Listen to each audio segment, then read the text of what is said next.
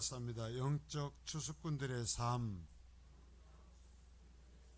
자, 이제 예수님은 자신이 이 땅에 추수, 곧 멸망의 길에서 고통당하는 많은 사람을 구원하기 위해서 오셨다라고 말씀하시며, 내가 구약에 약속된 메시아다, 하나님께서 보내라고 약속하신 메시아라고 말씀하셨지만, 그 백성들을 인도한다라는 지도자들, 곧 백성들의 목자 역할을 감당했어야 할 그 지도자들이 백성을 바르게 인도하지도 못했고 예수님을 알아보지도 못하는 것을 보시고, 새로운 천국의 일꾼들, 곧 새로운 영적 추수꾼들을 세워요.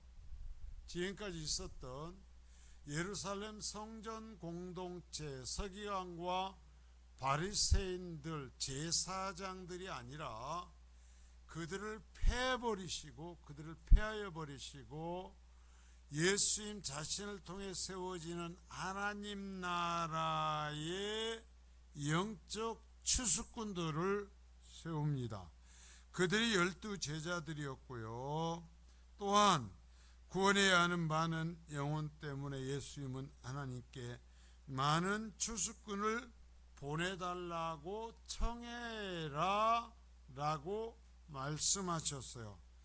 그러면서 이 부르신 제자들에게 권세를 주시어서 추수꾼으로 파송을 하십니다.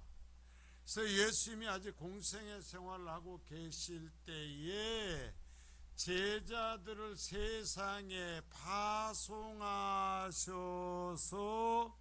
예수님이 계시지 않을 때 어떻게 복음을 전해야 될 것인가를 훈련시키고 있습니다. 그러면서 지금 오늘 이 부분의 이야기가 이제 진행이 되고 있는 건데요. 자, 주님은 이 12명을 선택하시어 제자로 세우셨죠.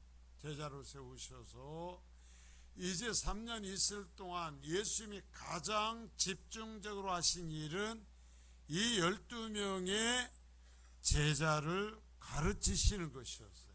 주님이 떠나신 뒤에 주님께서 이 땅에 계실 때처럼, 제발 좀 눈으로 저를 보실래요? 제가 굉장히 힘들어요. 다른 데 보고 있으면.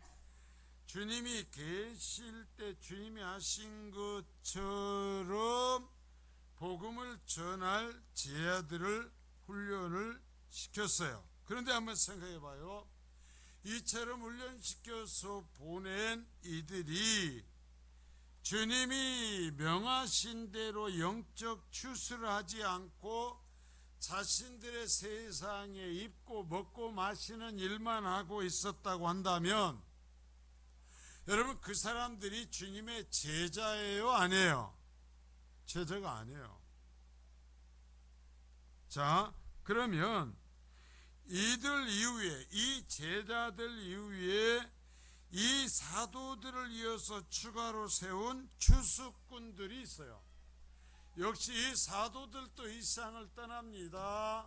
사도들도 순교를 했습니다. 그래서 사도들도 주님께서 하신 것처럼 제자들을 세웠고, 또 그 제자들은 다시 또 제자들을 세워갔습니다. 그러면 저 묻습니다. 지금 우리가 살아가고 있는 이 시대에 하나님 나라의 추수꾼들은 누구예요? 누구요? 예수님이요? 사도들이요? 누구요? 여러분들이에요, 여러분들. 자, 따라하시면, 내가 이 시대의 추수꾼이다. 맞아요. 그럼 아까 얘기했잖아요. 예수님께서 부르신 제자, 영적인 추수꾼들이 주님께서 맡기신 영적 추수하는 일을 하지 않고, 복음을 전하는 일을 하지 않고 자기 물고기나 잡고 먹고 마시는 일이나 하고 있으면 제자라고 했어요? 제자가 아니라고 그랬어요? 아니라고 그랬잖아요. 그러면 이 시대 영적 추수꾼으로 부르심 받았다고 했잖아요. 여러분이 기다리고 그랬잖아요. 그러면 여러분들이 지금 이 시대에 먹고 마시는 것과 세상의 일만 위해 살아간다면 여러분들이 영적 주수꾼이에요, 안 해요? 안 해요. 똑같이. 여러분, 제자들이 그랬던 것처럼 이 시대의 제자들은 하나님의 나라의 복음을 전할 사명을 갖고 있어요. 복음을 전해야 되는 거예요. 여러분과 제가 그 일을 감당해야 되는 거예요. 자, 여러분 보세요. 지금 정말로 추가로 세움을 받은 추수꾼들이 이 하나님 나라의 추수에 임하지 않는다면, 주께서 명하셔서 지금 자 곡식은 다 여자 때가 다 되었다. 여러분 봐요. 벼를 벨 때 지금은 기계들이 많이 갖고 들어붙으면 한 2주면 다 베어버리더라고. 그런데 벼가 다 익었습니다. 베어야 됩니다. 그런데 손이 없어서 추수하지 못하면 그때까지 열심히 노력한 모든 것들이 허사가 돼버리는 거예요. 허사가 돼버려.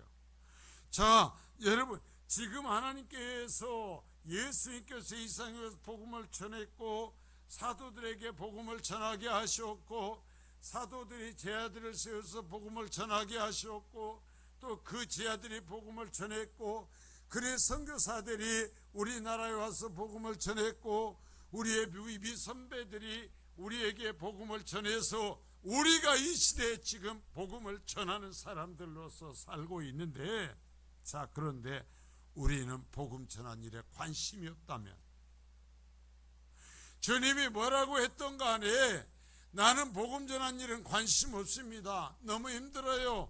바빠요. 그러니까 나는 이 일은 할 것입니다 한다면 이거야말로 보통 문제가 아니에요. 제가 솔직히 보면서 그래요. 하나님께서 저쪽에 있을 때나 우리 성령교회 시작할 때 그 어려움의 때에 하나님께서 복을 주시고 붙들어 주셨던 이유가 무엇이었을까 생각해 봤어요. 그 이유가 무엇이었을 것 같아요? 선교였어요.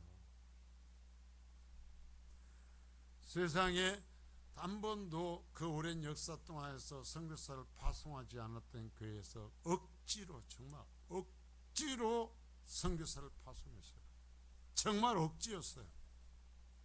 그리고 여러분들 어쨌는지 모르지만 그 당시에 지금부터 15년 그때 이 학생들을 데리고 청년들을 데리고 갈 때만 해도 지금도 여러분 어른들 중에서는 해외 안 나가신 분들이 많지만 그 시점만 해도 제가 거의 장담하건대 그 청년들과 학생들 단 한 번도 해외 나가본 적이 없었어요. 제가 그래서 정말 그들을 이끌고 복음을 전하기 위해서 데리고 가고 또한 그런 뭐였냐면은 세상이 어떤 것인지 세상이 넓다라는 것을 한번 보여주고 체험하게 하고 싶었어요. 이 만경 꼴짝에서 여기서만 사는 것이 아니라 세상이 그런 것이 아니다라는 것을 보여주고 싶어서 제가 데리고 왔어요. 여러분, 엄청난 돈이었어요. 한번 나갈 때요 상상을 초월하는 돈이 들었어요. 그 돈을 들여서 나아가고 예배당을 세우고 그 성도들을 살피고 우물을 파고 정말 우리가 정말 상상을 못할 만한 그 일들을 이루었어요. 그런데요 그 일을 할 때 우리의 일들을 하나님이 이루어 주셨어요. 여러분들의 자녀들을 길러주셨고 여러분의 삶을 지켜주셨고 교회를 이끌어 주셨어요. 그래서 제가 솔직히 요즘에 아파하는 게 있어요. 그렇게 선교한 것을 즐거워 현장에 가고 했던 사람들이 이제는 선교사가 와도 감흥이 없어요. 애타는 마음이 없어요. 함께함이 없어요. 제가요 박은기 선교사님, 김호임 선교사님을 모셔서 한 주 말씀을 전하게 가게 하고 나서요 솔직히 제 마음에 감사와 기쁨보다 안타까움이 가득했어요. 제가 그분들에게 미안했어요.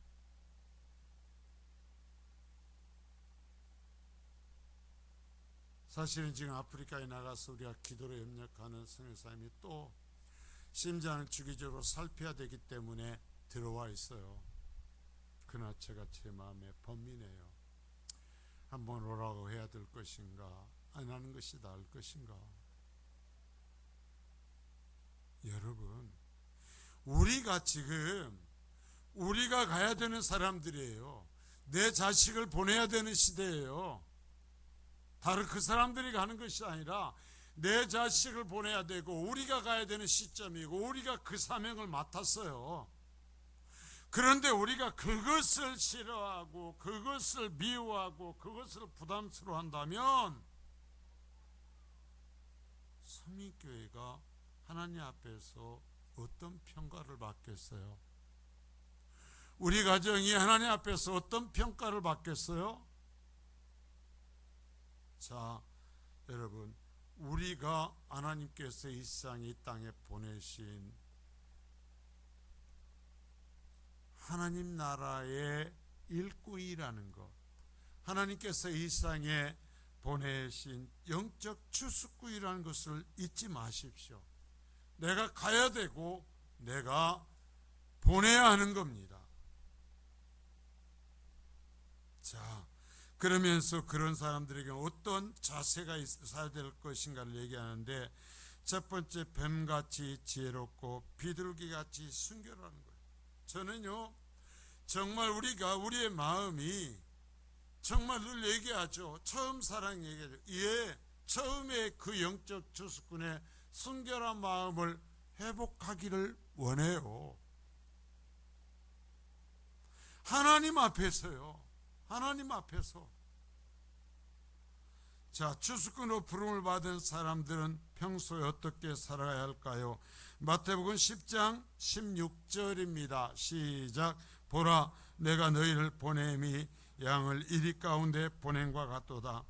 그러므로 너희는 뱀같이 지혜롭고 비둘기같이 순결하라. 자, 여러분, 주님의 말씀에요, 이 세상에 파송을 받는 하나님께서 보내신 하나님 나라의 추수꾼들은 마치 어떤 상태냐면 이리 가운데 보냄을 받은 양과 같은 존재들이라는 거예요.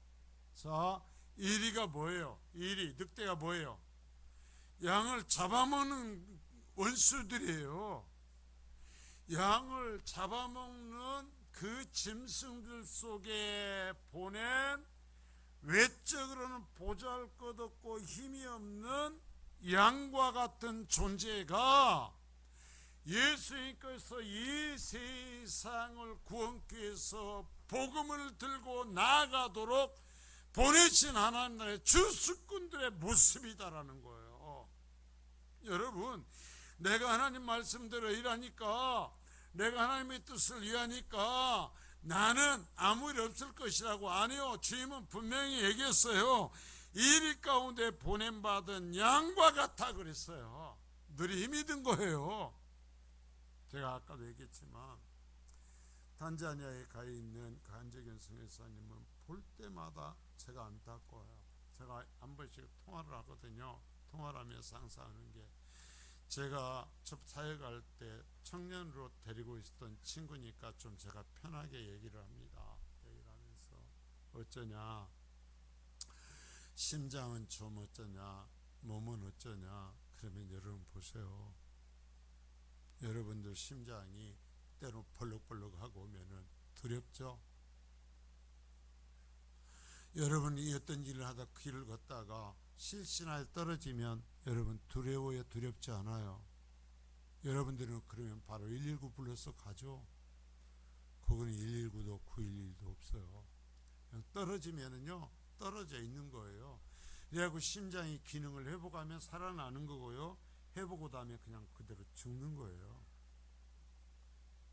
그 일을 계속 반복을 합니다. 그래서 묻습니다. 어쩌냐? 얘 좀 괜찮아요.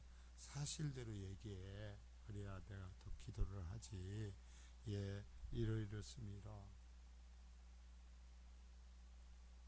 이번에도 다닐 때가 많습니다. 참 우리는 괜찮은데 나이가 어느 정도 되니까 우리도 치과 다 다니잖아요. 선교사님들이 제일 고질병이 치과예요. 이번에 나왔는데 얘기하니까 이번에는 뭐 해야 돼? 예, 그 심장 때문에 또 가서 계속 살펴야 되고요. 치과 다녀야 돼요. 왜? 이빨이 거기서 치료를 못 해가지고 이빨이 여러 개가 상했어요. 그래요. 여러분, 하나님께서 함께 하시지만 일 가운데 던져진 양과 같은 삶이 하나님 나라의, 예수님께서 세상에 보내신 하나님 나라의 일꾼의 모습이에요. 그래서 우리가 그들을 위로해 줘야 돼요. 그래서 우리가 그들을 위해서 기도해 줘야 돼요. 그래서 우리가 그들의 눈물을 닦아주고, 그래서 우리가 그들의 손을 붙잡아 줘야 돼요. 여러분 생각해 보세요. 양이 이리 가운데서 살아나갈 때 얼마나 가슴을 졸이며 살겠어요. 얼마나 두려움 가운데 살겠어요. 그 사람들은요, 에이즈 이 병에 걸려있는 아이들하고 같이 먹고 살아요. 데리고 사는 아이들 가운데 에이즈에 걸려있는 애들이 있어요.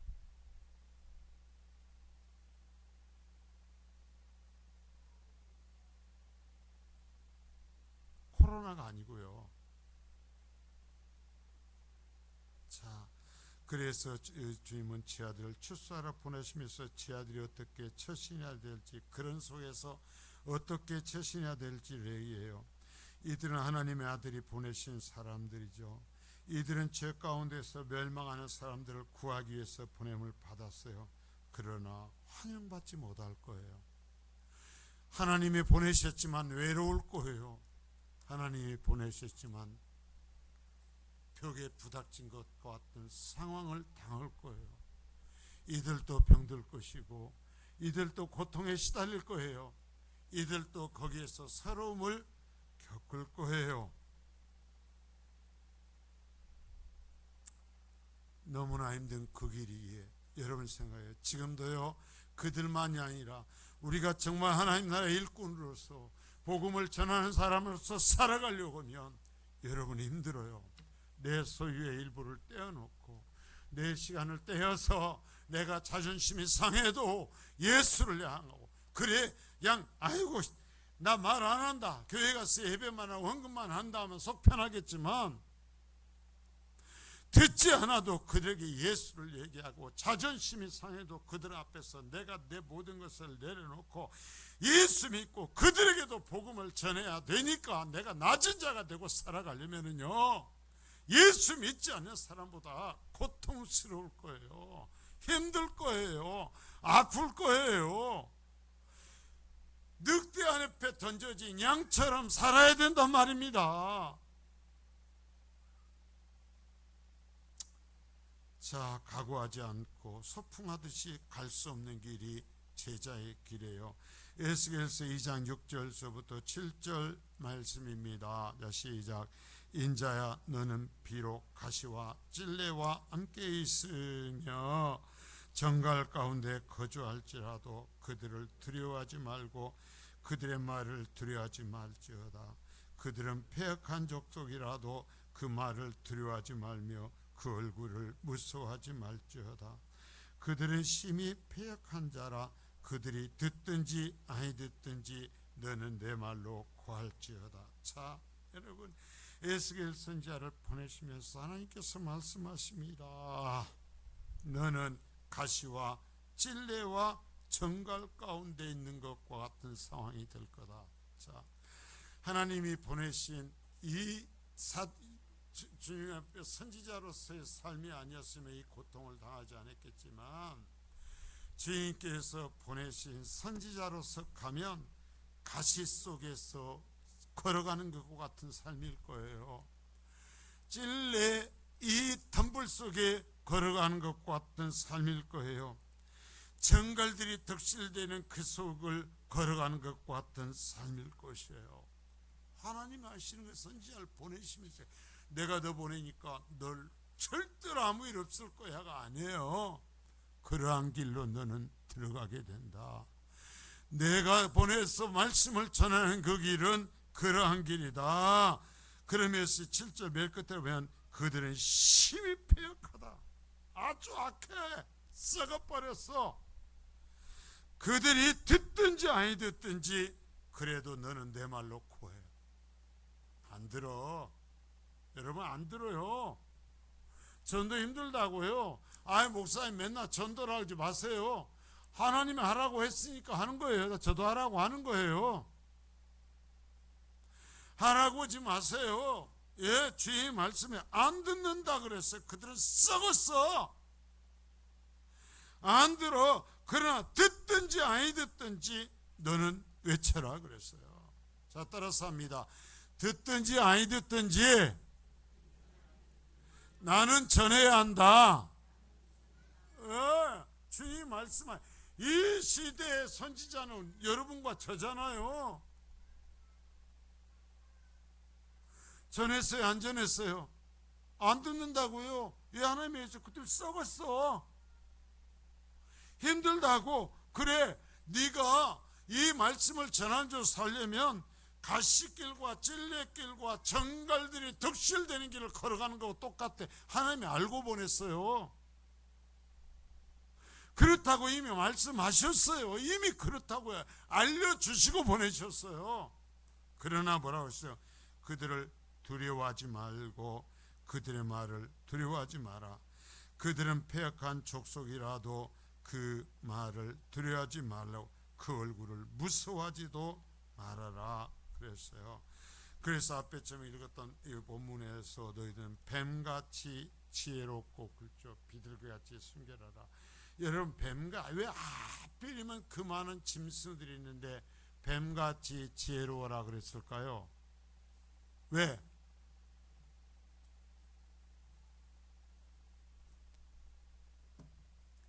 이 얘기를 할 때 여러분들은 퍼뜩 아담과 하와의 상황을 떠올려야 돼요.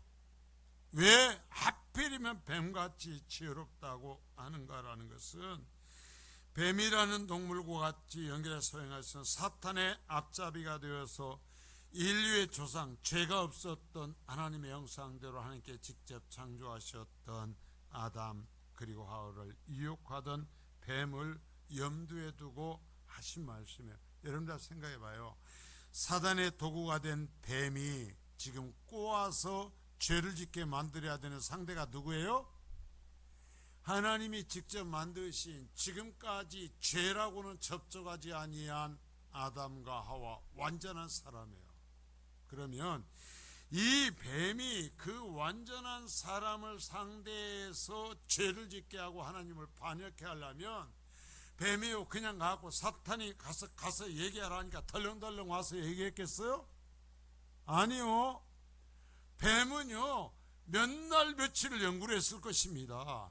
무슨 얘기를 하면 넘어갈까? 어떻게 얘기해야 아담과 하와를 아담에게 얘기하는 것이 나을까? 하와에게 얘기하는 것이 나을까? 무엇을 갖고 얘기하면 나을까? 고민하고 고민했다라는 거예요.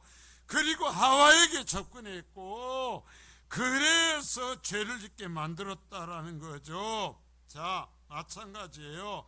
주님의 부르심을 받고 세상으로 보내심을 받는 제자들이 해야 될 일은 그 뱀을 사주하였던 이제는 그 완전한 인간을 무너뜨렸던 사탄과의 싸움이요. 그 교활한 사탄과의 싸움이요.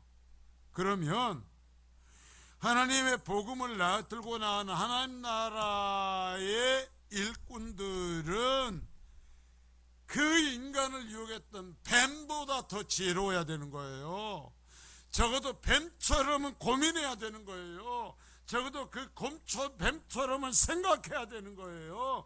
지나가듯이 만나니까 교회 와, 예수 믿어. 그렇게 되냐고요? 안 된다니까요.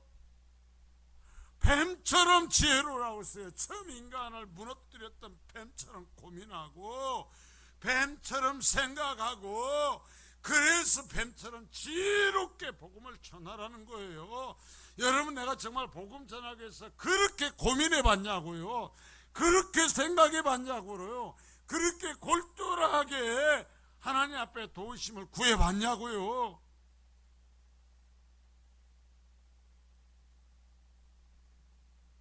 여러분, 사탄에게 매인 인간, 사탄 앞에 떨어진 인간을 구해내는 것, 사탄의 나라를 무너뜨리는 것이 그렇게 쉬운 일이 아니란 말입니다.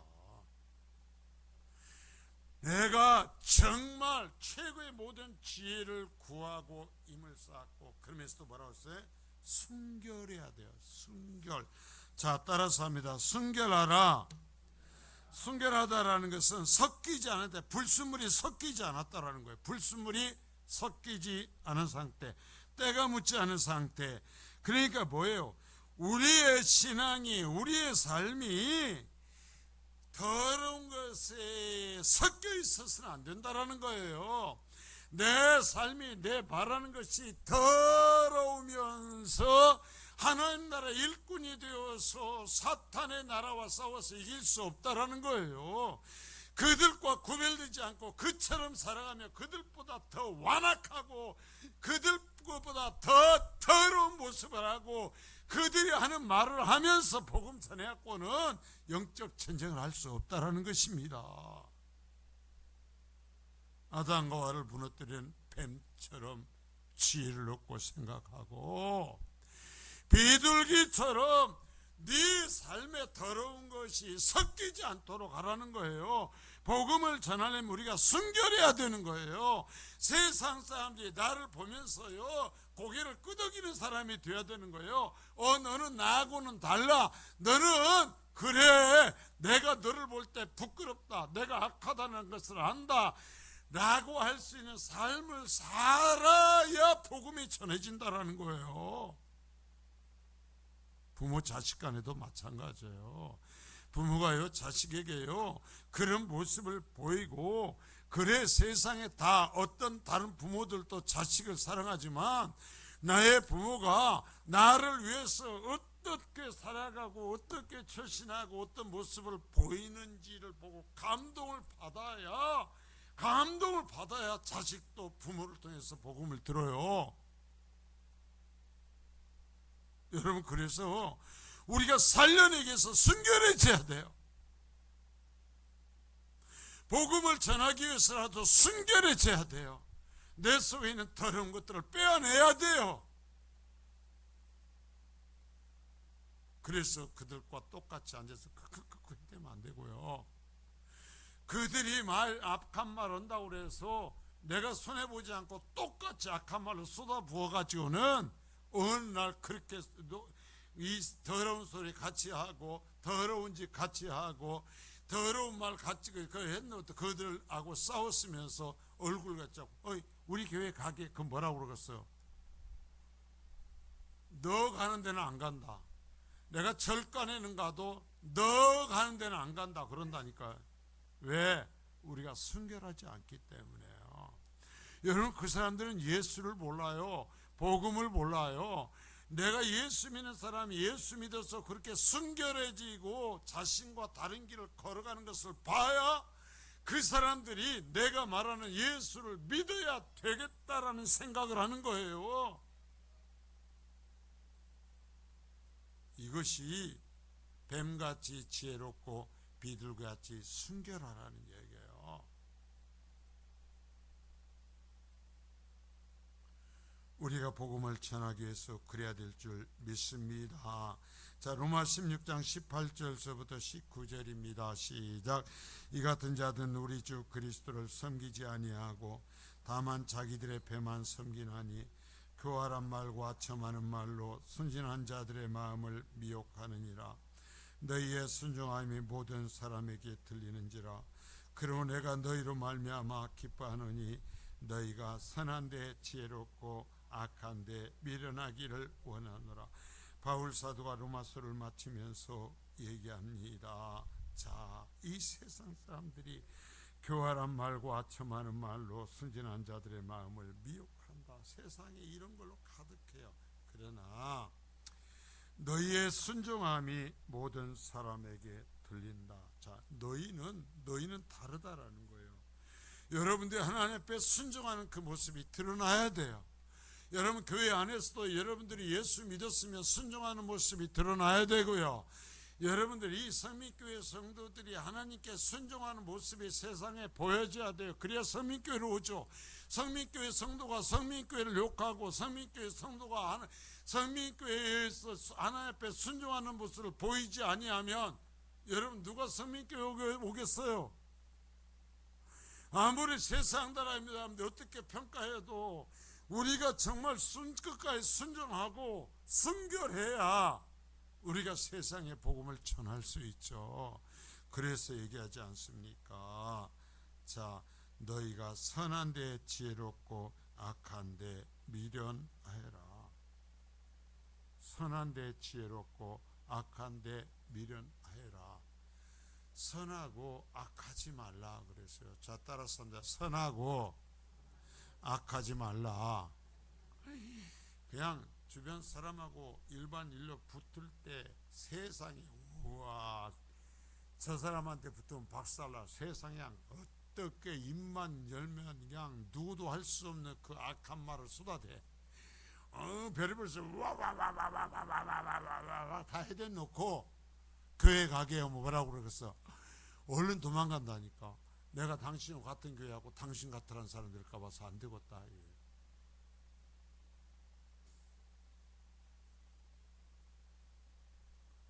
선한 데 지혜롭고 악한 데 미련하라 그랬어요. 뭐 하기 위해서? 복음 전하기 위해서. 이 시대에 하나님 나라의 일꾼으로 살기 위해서요. 그러면 주수하는 현장에서 일어난 일들이 어떤 일들이 있을까요? 앞에서 봤습니다만은 보겠어요. 주수꾼들이 현장에서 무슨 일을 겪게 될까요? 첫째 얘기했어요. 공회에 넘겨주고 회당에서 채찍질한다. 자, 마태복음 10장 17절서부터 18절입니다. 자, 시작. 사람들을 삼가라. 그들이 너희를 공회에 넘겨주겠고 그들의 회당에서 채찍질하리라. 또 너희가 나로 말미암아 총독들과 임금들 앞에 끌려가리니 이는 그들과 이방인들에게 증거가 되게 하려 하심이라. 아멘. 잡아요. 공회에 넘겨준다라는 소리는 지금 같으면 경찰서에 갇히게 되고 재판을 받게 된다라는 얘기예요. 우리가 예수에 대해서 말하고 하나님 나라의 복음을 전하면 국가의 공권력으로 처벌받게 되는 상황이 있을 거다라는 거예요. 현재 대한민국에서는 이런 일은 당하지 않지만 초대교회의 교회에는 공권력이 국가의 권력이 교회를 받게 했죠. 로마 시대도 마찬가지였어요. 국가의 권력이 기독교인들을 받게 했어요. 국가의 권력이 기독교인들을 죽였어요.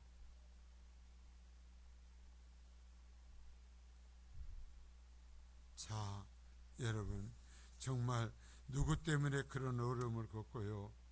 예수 그리스도 위에서 복음 전하다 그렇다라는 거예요. 우리도 알 수 없어요. 너무나 급변한 이 시대에 있습니다만은 우리가 살아가는 내가 속해 있는 곳에서도 언젠가 예수 믿고 예수를 전하면 공권력으로 박해를 당하는 상황을 당할지 알 수 없어요. 지금 이 시대에도요. 중국에 나가 있던 많은 선교사들이 이제 중국에서는 절대로 선교를 하지 못해요. 이미 중국은 버스를 타고 기차를 타고 움직일 때마다 모든 카메라로 드나드는 사람을 다 해서 누군지 다 촬영이 돼서 순간적으로 컴퓨터가 분석을 해요. 우리나라도 이 카메라가 이 동네 길마다 되어 있습니다만은 중국의 모든 길에 카메라 설치되어서 누가 어떤 차량이 어디로 이동하는지 다 알아요. 여러분 전에 왔던 우리 조성호 선교사님이 중국에서 사역을 했는데요. 결국은 중국에 사역을 할 수 없어서 몽골로 옮겨가려고 준비를 하고 있어요. 할 수가 없다라는 거예요. 나는 내가 어디를 갔는지 모르지만 중국 정부는 다 아는 거예요. 내가 핸드폰을 가지고 다니고 차 타고 다니면은 내가 어디 가 있는지 금방 쫓아오는 겁니다.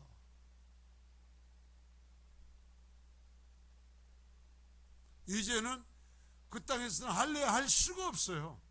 자기들이 못 살았을 때에는 선교사들이 오면 돈을 가지고 오는 것을 알았으니까 자기들의 자존심을 건들지 않으면 공산당에서 비판하지면 놔뒀어요. 돈을 가지고 오라고. 근데 이제는요, 이 교회를 통해서 돈이 들어오는 것보다 교회를 통해서 자신들이 해를 받는 게 더 크다고 여겨서 이제는 자체적으로 생겨난 이 삼자 교회 외에는 외국인들이 들어와서 말씀을 전하는 것을 완전히 금지시켜 버렸어요. 할 수 없어요. 바로 뽑아 수차려 버려요. 그래도 마음 대로 감옥에 넣어버리고요. 이 시대가 세상이 지금 그래요. 자, 그리고 또 뭐라고 하냐면 가족이 대적하는 상황이 생긴다. 가장 가까운 사람들이 나를 핍박하고 대적할 거다. 복음 전하려고 하면. 자, 마태복음 10장 21절입니다. 자, 시작.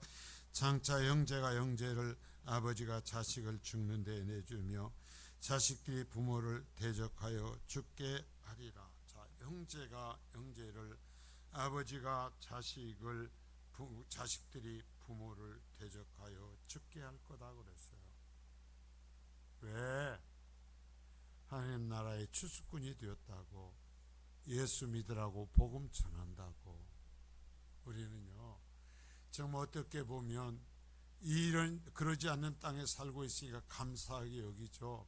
저는 한편으로는요, 정말 우리가 복음을 전하든 안 하든 아무 일도 일어나지 않는 대한민국에 사는 것이 안타까워요. 왜 그런 줄 아세요? 영적 자각이 없는 거예요. 영적 자각이 없어서 그냥 전하든 안 전하든 아무 일 없잖아요. 하나님이 당장 몽둥이 갖고 두드려 패는 것도 아니고, 안 전하면 욕 안 얻어 먹으니까 그냥 교회만 드나들면서 그것이 신앙생활인 줄 압니다. 복음을 전하는 게, 교회는 복음을 전해야 되는데, 외쳐야 되는데, 죽을 때까지 전도한 사람 하지 않고도 11조하고 주일날 안 빠지고 새벽기도 다니면 신앙생활 잘하고 진정한 그리스도인인 줄 압니다. 아니에요. 이 나라도요, 결혼해서 애 낳으라고 하잖아요. 교회도 마찬가지예요. 애 낳아야 되는 거예요. 자식 낳아야 되는 거예요. 전도해야 되는 거예요. 여러분, 예배당이 텅텅 비어가고 있어요. 예배당에 젊은이가 없어지고 있어요. 그래도요, 전도를 안 해요. 내 자식도 전도를 안 해요. 그러나 어때요? 처벌받지 않잖아요. 아무 일 없잖아요. 그러나 깨어나질 않고 그대로 덮여서 죽어버리는 거예요. 차라리 한편으로 그런 생각을 해요. 내가 영적으로 정말 바르게 살려 하면 핍박을 받음으로 인해서 하나님 앞에 기도하면서 생명을 걸고 싸우는 그 상황이었으면 차라리 더 좋겠다. 아무것도 하지 않아도 죽을 때까지 전도한 사람 하지 않고 교회만 드나들어도 내가 하나님 앞에 떳떳하고 문제없는 그리스도인 것처럼 살아가는 이 모습이 저는 더 두렵다 이거예요.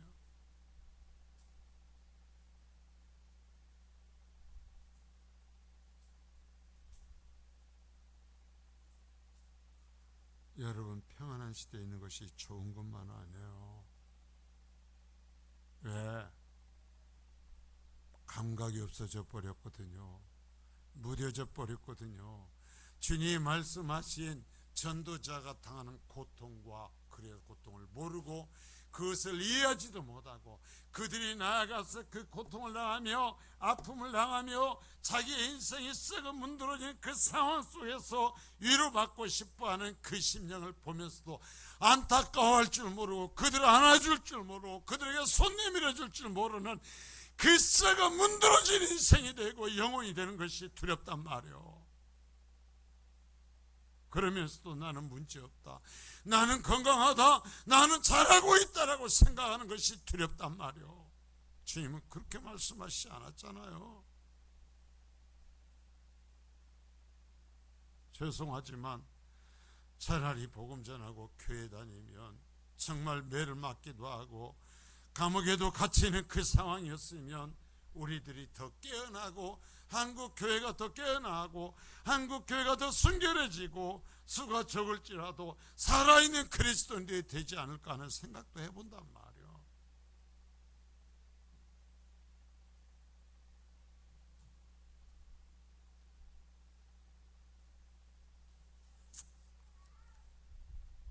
자, 미가서 7장 5절서부터 6절까지도 봐요. 자, 시작. 너희는 이웃을 믿지 말며 친구를 의지하지 말며 네 품에 누운 여인에게라도 내 입의 문을 지킬지어다. 아들이 아버지를 멸시하며 딸이 어머니를 대적하며 며느리가 시어머니를 대적하리니 사람의 원수가 곧 자기 집안의 사람이로다. 자, 타락한 시대가 되면 하나님의 사람들이 얼마나 고통을 당할지 이미 구약에 말씀했어요. 이웃도 믿지 말아라. 친구도 의지하지 말아라. 네 품 안에 누워있는 여인에게라도 네 믿음의 비밀을 지켜라. 아들이 아버지를 멸시하며 딸이 어머니를 대적하며 며느리가 시어머니를 대적하리니 사람의 원수가 곧 자기 집안 사람이로다. 하나님은요, 하나님 나라의 사람들이 이 세상에 살 때 얼마나 어려울지를 이미 이처럼 말씀했는데 우리는 이런 말씀이 있는지조차 모르잖아요. 조금만 예수 믿는데 어려움이 있으면 나 이러니까 이제 주님이 맡기신 일 내려놓을 겁니다. 안 할 겁니다. 회복할 때 하고 나서 할 겁니다. 여러분, 그것을 내려놓고 회복이 될까요?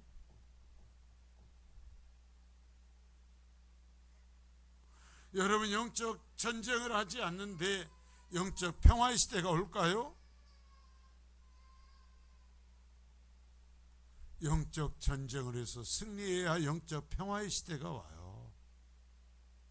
영적으로 주저앉아서는 마비의 시대지 패배의 시대지 영적 평화 시대는 아니에요.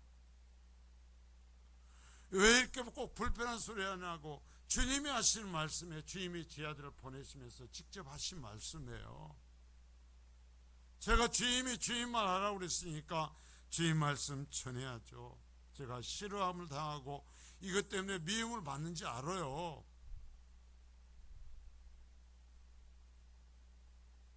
자, 모든 사람에게 미움을 받고 가는 곳마다 핍박받는다 그랬어요. 마태복음 10장 22절서부터 23절입니다. 자, 시작. 또 너희가 내 이름으로 말미암아 모든 사람에게 미움을 받을 것이나 끝까지 견디는 자는 구원을 얻으리라. 이 동네에서 너희를 박해하거든 저 동네로 피하라. 내가 진실로 너희에게 이르노니 이스라엘의 모든 동네를 다 다니지 못하여서 인자가 오리라. 여러분, 주님께서 이 하나님 나라의 군사들을 보내놓고 하시는 말씀 보십시오. 잘 들으세요. 여러분, 불편해도 들으세요. 너희가 내 이름으로 말미암아 모든 사람에게 미움을 받을 거다. 자, 모든 사람에게. 그냥 교회만 다니면 욕안 먹을 겁니다. 그러나 그리스도의 증인으로 사는 하나님 나라의 주수꾼으로 살면 미움 받을 겁니다. 그럼 어떻게? 끝까지 견뎌라 그랬어요. 끝까지 견뎌라. 하다가 중간에 그만두지 말아라. 끝까지 견뎌라. 이 동네에서 너희를 박해하거든 저 동네로 피해라. 잘 보세요. 말씀을 그대로 들어요. 너희가 그곳에서 복음을 전하다 박해받고 핍박받으면 내가 그놈들 쫓아 거기서 패대지어서 엎어버릴 것이다. 하나님 그런 말씀해 주지 않아요. 뭐라고 그래요? 피해라. 아니, 보내놓고 그 수치를 당하게 해놓고 주님이 하시는 말씀 하나면은 그 동네에 들어가서 복음을 전하다가 거기서 박해를 하고 견딜 수 없으면 그냥 도망가서 다른 데 가서 복음을 전하라는 거예요. 전하는 곳에서 내가 그놈들을 밟아 죽여버릴 것이라고 약속하지 않아요. 여러분, 성경은 성경대로 봐요. 여러분, 우리가 이 땅에서 말씀대로 순종한다고 그러니까 이 땅에서 아무 일 없고 완전한 승리를 얻을 것입니다. 그런 소리 속지 말아요. 그러니까 중상하고 하다가 조금 어려우면은 하나님이 믿어도 필요 없다 하면서 말아버리는 거예요. 아니요, 하나님은 이미 말씀하셨어요. 어려움 당할 거라고. 그러나 거기서 하다 못 견디면 다른 데 가서 하라 그랬어요. 중단하지 말라고. 그래도 중단하지 말라고. 그러나 여기 가고 저희 가서 하다가 보면 그 모든 곳에 다 다니기 전에 내가 올 것이다. 반드시 올 것이다. 그래서 반드시 올 것이다. 힘든다니까요. 모욕을 당한다니까요. 어려움을 당한다니까요. 내가 한 곳에서 필리핀 땅에 최 목사 은퇴하고 가서 살 땅 다 준비해놨다고 소리를 들어서 내가 웃었어요. 근데 또 다른 곳에서 또 그 소리를 똑같이 들을지 몰랐어요.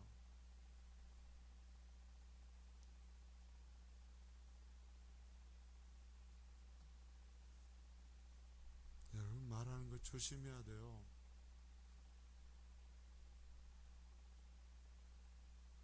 그렇게 말하는 거 아니에요. 그걸 어떻게 감당을 하려고요.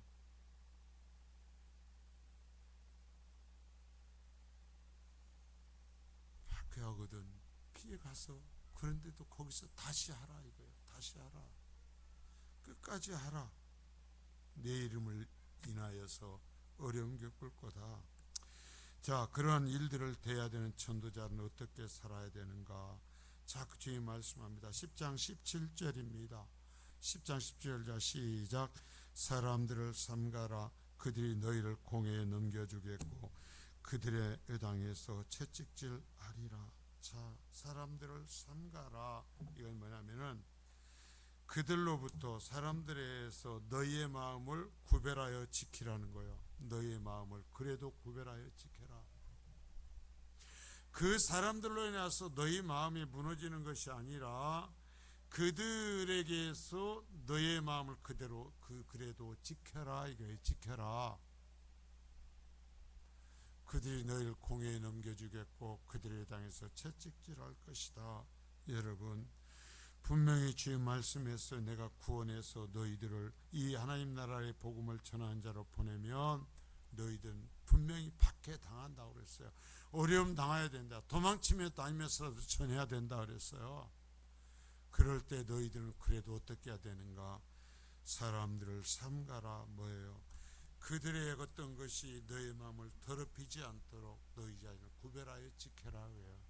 나를 구별하여 지켜야 돼요. 자, 따라서 합니다. 나를 구별하여 지켜야 된다. 여러분, 내가 영적으로 바로 살려고 하면 분명히 나의 것을 무너뜨리는 말들이 올 것입니다. 오염시키려는 말들이 올 것입니다. 그러나 그들의 그 오염과 더러운 것이 나를 무너뜨리지 않도록 나를 지킬 책임은 내게 있습니다. 사람들을 삼가십시오. 그냥 같이 먹고 사랑한다는 미명 아래 옳고 그름도 없고 성령의 역사하심도 없이 그냥 같이 썰물과 밀물처럼 좌우로 흔들리면 안 돼요. 사람들을 삼가라 그랬어요. 네 자신을 분별하여 지켜내라 그랬어요. 성민교회를 분별하여 지켜내야 돼요. 자, 두 번째는 염려하지 말라 했어요. 염려하지 말라. 10장 19절서부터 20절까지입니다. 자, 시작. 너희를 넘겨줄 때 어떻게 또는 무엇을 말할까 염려하지 말라. 그때 너희에게 할 말을 주시리니 말하는 이는 너희가 아니라 너희 속에서 말씀하시는 이 곧 너희 아버지의 성령이시니라. 이 말은 곧 무슨 얘기냐 뭐냐면 성령님이 너희와 함께 해줄 거다라는 거예요.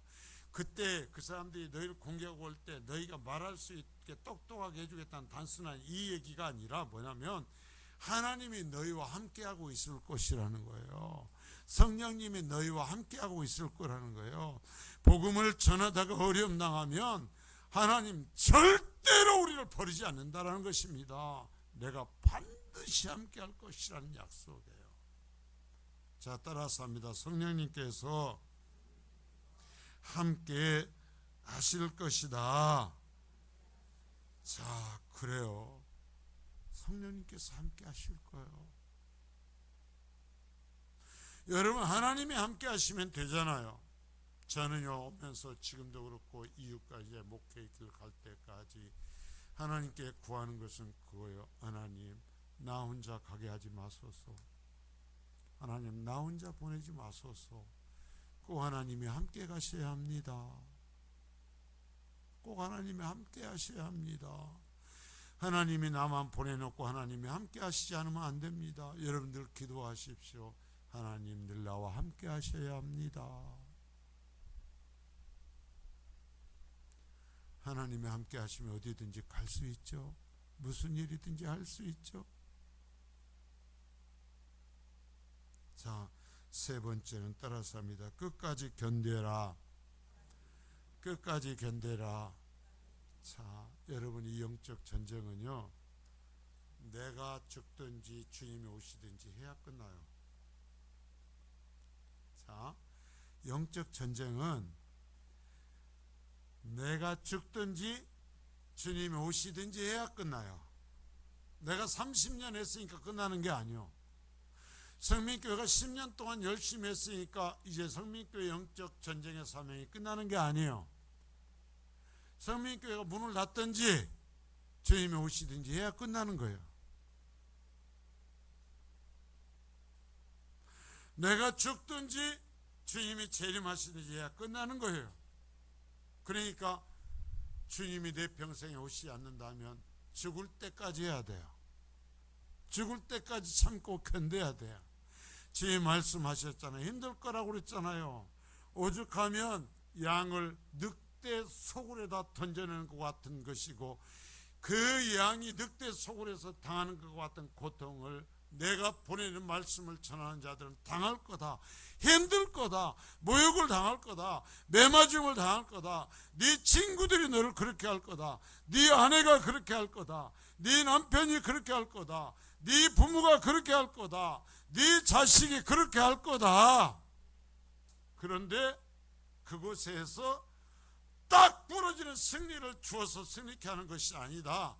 거기서 하다가 안 되면 옆으로 도망쳐서 다시 또 해라. 이게 제자들을 뽑아서 제자들을 파송하시면서 하시는 얘기예요. 이 시대의 성도들에게 하시는 얘기예요. 자, 10장 22절서부터 23절입니다. 시작.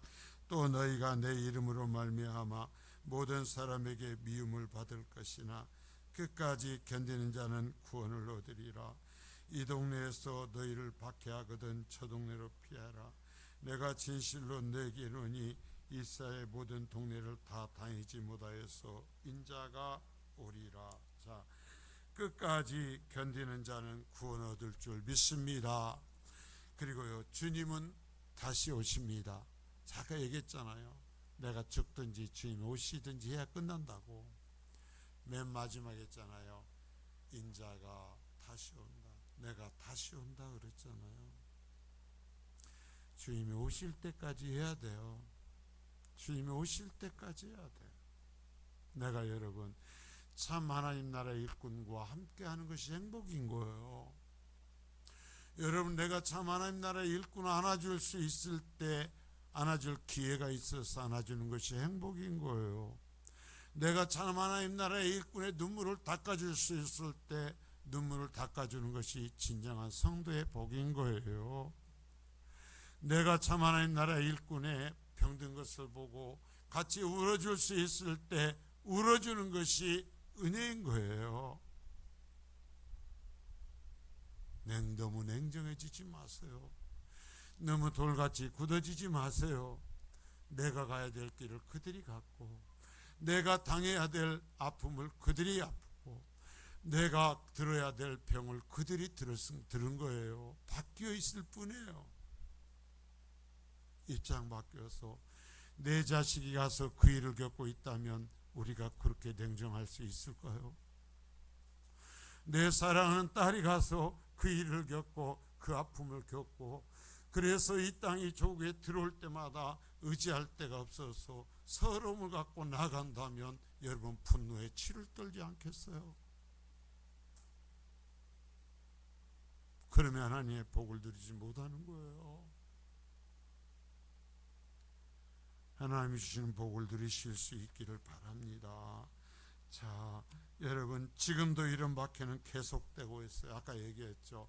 내가 죽든지 주님 오시든지가 끝나기 때문에 주님 오시지 않고 내가 살아서 아까 얘기했잖아요.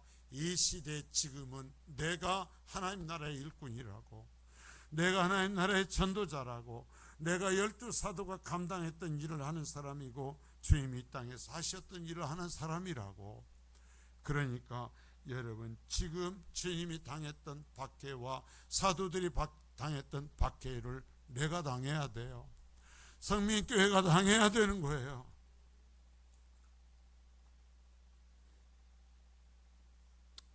여러분, 선교 현장에서 우리는 성경에서 읽을 수 있는 박해가 지금도 계속되고 있다는 것을 아십시오. 교회와 나의 가정, 내가 따로 독립되어 있는 것이 아니에요. 모든 교회는 하나예요. 내가 바른 믿음 안에 있다 하면 우리 교회는, 나의 믿음은 오직 하나님 앞에서 하나에 속해 있어요. 그리스도를 머리로 하는 하나의 지체예요. 전쟁은 전방과 후방이 있지만 전방과 후방의 역할이 다를 뿐 전방도 후방도 함께 전쟁하는 거예요. 전방은 피를 흘리며 싸우고 후방은 무기를 보내고 탄약을 보내고 먹을 것을 보내고 입을 것을 보내주면서 함께 전쟁하는 거예요. 내가 전방에 있지 않다고 해서 같이 싸워야 하는 전방의 동료들을 잃어버린다면, 그래서 그들이 아무런 도움 없이 그곳에서 생명을 잃고 쓰러져 간다면, 하나님은 그들을 잃어버린 우리를 책망하실 거예요. 선교 현장을 위해서 기도하십시오. 후원하십시오. 우리는 싸움을 싸우도록 부름받은 군사요, 싸우라고 부름받았어요. 조금 평화가 있고 조금 먹고 살만하니까 전방의 군사들이 죽어도 모른다고 할까 두려워하십시오. 같이 싸우십시오. 이것도 전방의 전쟁터와 함께 싸우는 전쟁터가 되어야 하는 것입니다. 싸움을 잃어버린 세대들, 전쟁터에 보냄을 받았으면서도 군수 물자 하나 빼돌리고 그것 쓰는 재미에 빠져 그저 육적인 삶에 빠져버려서 살이 배 밖으로 빠져나온 군대가 무슨 필요가 있겠습니까? 깨어나십시오. 그리고 다시 영적인 싸움을 시작하십시오. 이 일을 위해서 주님이 저와 여러분을 부르시고 성민교회를 구별하여 세우신 것입니다. 너희만은 그러지 말라고, 너희만은 변하지 말라고, 너희만은 처음과 같이 끝까지 이 영적 싸움을 싸우라고 주님은 구별하여 세우신 것입니다.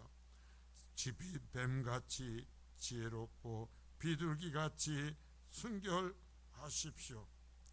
나의 삶의 연장이 하나님 나라의 주스토이고 나는 지금 영적 전쟁을 함께 하고 있습니다. 그러하신 주님